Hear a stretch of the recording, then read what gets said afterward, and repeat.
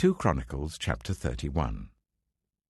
When all this had ended, the Israelites who were there went to the towns of Judah, smashed the sacred stones and cut down the Asherah poles. They destroyed the high places and the altars throughout Judah and Benjamin, and in Ephraim and Manasseh. After they had destroyed them all, the Israelites returned to their own towns and to their own property. Hezekiah assigned the priests and Levites to divisions, each of them according to their duties as priests or Levites, to offer burnt offerings and fellowship offerings, to minister, to give thanks and to sing praises at the gates of the Lord's dwelling. The king contributed from his own possessions for the morning and evening burnt offerings, and for the burnt offerings on the Sabbaths, at the new moons, and at the appointed festivals, as written in the law of the Lord. He ordered the people living in Jerusalem to give the portion due to the priests and Levites, so that they could devote themselves to the law of the Lord. As soon as the order went out, the Israelites generously gave the first fruits of their grain, new wine, olive oil and honey, and all that the fields produced. They brought a great amount, a tithe of everything. The people of Israel and Judah, who lived in the towns of Judah, also brought a tithe of their herds and flocks, and a tithe of the holy things dedicated to the Lord their God, and they piled them in heaps. They began doing this in the 3rd month, and finished in the 7th month. When Hezekiah and his officials came and saw the heaps, they praised the Lord and blessed his people Israel. Hezekiah asked the priests and Levites about the heaps, and Azariah the chief priest, from the family of Zadok, answered, "Since the people began to bring their contributions to the temple of the Lord, we have had enough to eat and plenty to spare, because the Lord has blessed his people, and this great amount is left over." Hezekiah gave orders to prepare storerooms in the temple of the Lord, and this was done. Then they faithfully brought in the contributions, tithes, and dedicated gifts. Conaniah, a Levite, was the overseer in charge of these things, and his brother Shimei was next in rank. Jehiel, Azaziah, Nahath, Asahel, Jerimoth, Jozabad, Eliel, Ishmachiah, Mahath, and Benaiah were assistants of Conaniah and Shimei his brother. All these served by appointment of King Hezekiah and Azariah, the official in charge of the temple of God. Koreh, son of Imnah the Levite, keeper of the east gate, was in charge of the free will offerings given to God, distributing the contributions made to the Lord and also the consecrated gifts. Eden, Meniamin, Jeshua, Shemaiah, Amariah, and Shechaniah assisted him faithfully in the towns of the priests, distributing to their fellow priests according to their divisions, old and young alike. In addition, they distributed to the males 3 years old or more, whose names were in the genealogical records, all who would enter the temple of the Lord to perform the daily duties of their various tasks according to their responsibilities and their divisions. And they distributed to the priests enrolled by their families in the genealogical records, and likewise to the Levites 20 years old or more, according to their responsibilities and their divisions. They included all the little ones, the wives and the sons and daughters of the whole community listed in these genealogical records, for they were faithful in consecrating themselves. As for the priests, the descendants of Aaron, who lived on the farmlands around their towns or in any other towns, men were designated by name to distribute portions to every male among them, and to all who were recorded in the genealogies of the Levites. This is what Hezekiah did throughout Judah, doing what was good and right and faithful before the Lord his God. In everything that he undertook in the service of God's temple, and in obedience to the law and the commands, he sought his God and worked wholeheartedly, and so he prospered. 2 Chronicles chapter 32. After all that Hezekiah had so faithfully done, Sennacherib, king of Assyria, came and invaded Judah. He laid siege to the fortified cities, thinking to conquer them for himself. When Hezekiah saw that Sennacherib had come, and that he intended to wage war against Jerusalem, He consulted with his officials and military staff about blocking off the water from the springs outside the city, and they helped him. They gathered a large group of people who blocked all the springs and the stream that flowed through the land. "Why should the kings of Assyria come and find plenty of water?" they said. Then he worked hard, repairing all the broken sections of the wall and building towers on it. He built another wall outside that one and reinforced the terraces of the city of David.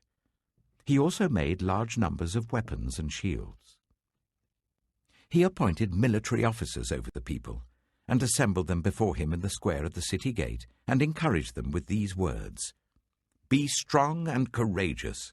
Do not be afraid or discouraged because of the king of Assyria and the vast army with him, for there is a greater power with us than with him. With him is only the arm of flesh, but with us is the Lord our God to help us and to fight our battles." And the people gained confidence from what Hezekiah, the king of Judah, said. Later, when Sennacherib, king of Assyria, and all his forces were laying siege to Lachish, he sent officers to Jerusalem with this message for Hezekiah, king of Judah, and for all the people of Judah who were there. "This is what Sennacherib, king of Assyria, says. On what are you basing your confidence that you remain in Jerusalem under siege? When Hezekiah says, 'The Lord our God will save us from the hand of the king of Assyria,' he is misleading you to let you die of hunger and thirst. Did not Hezekiah himself remove this God's high places and altars, saying to Judah and Jerusalem, 'You must worship before one altar and burn sacrifices on it'? Do you not know what I and my predecessors have done to all the peoples of the other lands? Were the gods of those nations ever able to deliver their land from my hand? Who of all the gods of these nations that my predecessors destroyed has been able to save his people from me? How then can your God deliver you from my hand? Now do not let Hezekiah deceive you and mislead you like this. Do not believe him, for no God of any nation or kingdom has been able to deliver his people from my hand or the hand of my predecessors. How much less will your God deliver you from my hand?"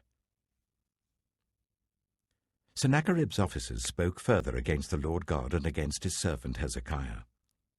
The king also wrote letters ridiculing the Lord, the God of Israel, and saying this against him: "Just as the gods of the peoples of the other lands did not rescue their people from my hand, so the God of Hezekiah will not rescue his people from my hand."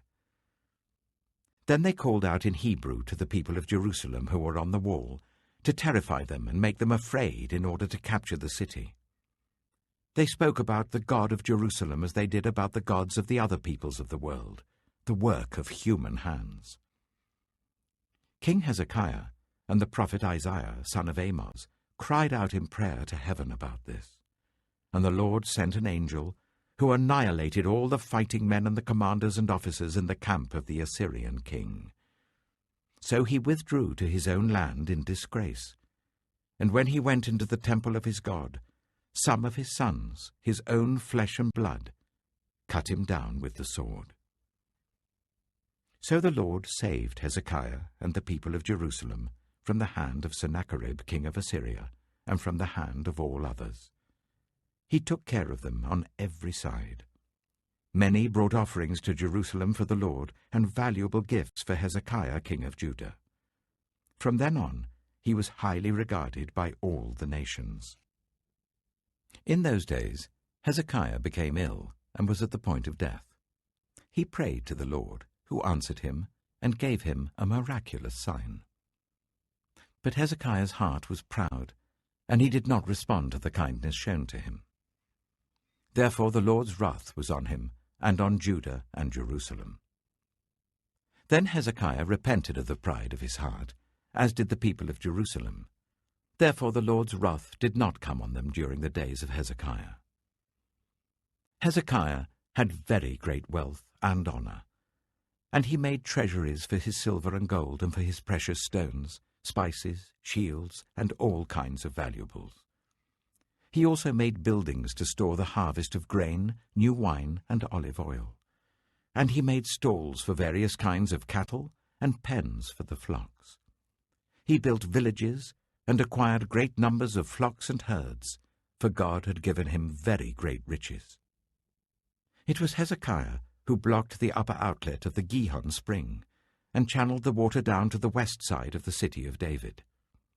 He succeeded in everything he undertook.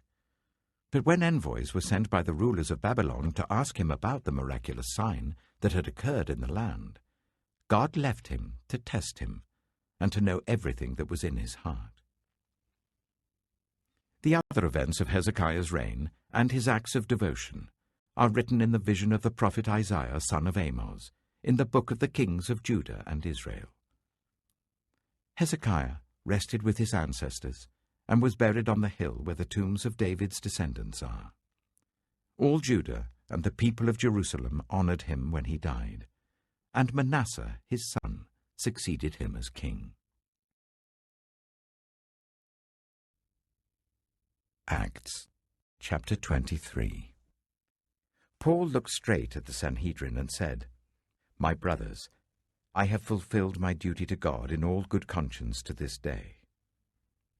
At this, the high priest Ananias ordered those standing near Paul to strike him on the mouth. Then Paul said to him, "God will strike you, you whitewashed wall. You sit there to judge me according to the law, yet you yourself violate the law by commanding that I be struck." Those who were standing near Paul said, "How dare you insult God's high priest?" Paul replied, "Brothers, I did not realize that he was the high priest. For it is written, 'Do not speak evil about the ruler of your people.'"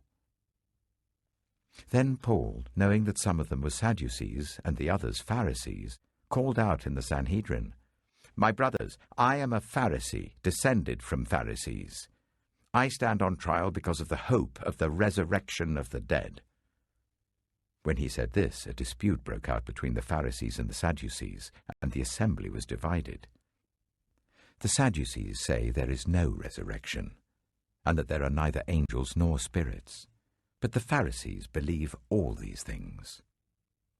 There was a great uproar, and some of the teachers of the law who were Pharisees stood up and argued vigorously. "We find nothing wrong with this man," they said. "What if a spirit or an angel has spoken to him?" The dispute became so violent that the commander was afraid Paul would be torn to pieces by them. He ordered the troops to go down and take him away from them by force and bring him into the barracks.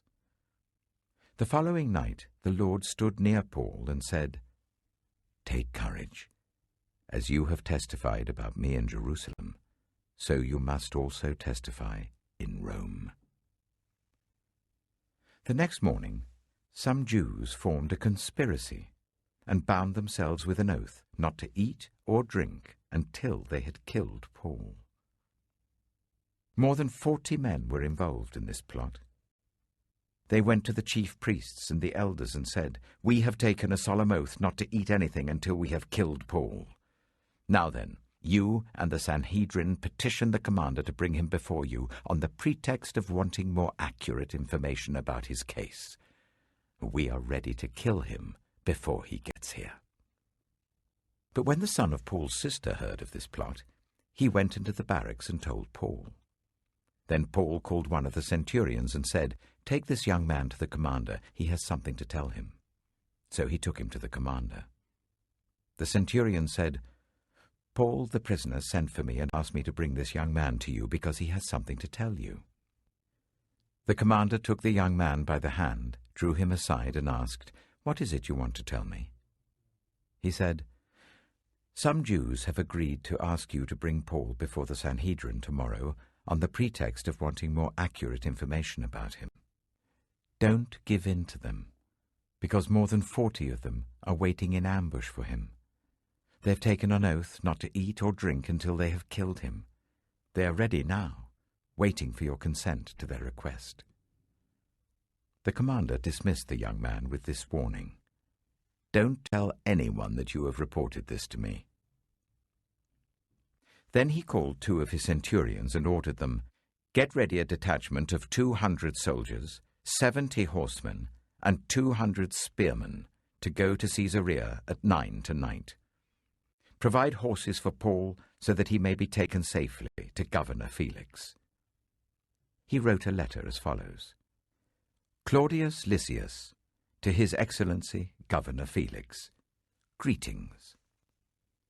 This man was seized by the Jews, and they were about to kill him. But I came with my troops and rescued him, for I had learned that he is a Roman citizen. I wanted to know why they were accusing him, so I brought him to their Sanhedrin. I found that the accusation had to do with questions about their law, but there was no charge against him that deserved death or imprisonment. When I was informed of a plot to be carried out against the man, I sent him to you at once. I also ordered his accusers to present to you their case against him." So the soldiers, carrying out their orders, took Paul with them during the night and brought him as far as Antipatris. The next day they let the cavalry go on with him while they returned to the barracks. When the cavalry arrived in Caesarea, they delivered the letter to the governor and handed Paul over to him. The governor read the letter and asked what province he was from. Learning that he was from Cilicia, he said, "I will hear your case when your accusers get here." Then he ordered that Paul be kept under guard in Herod's palace.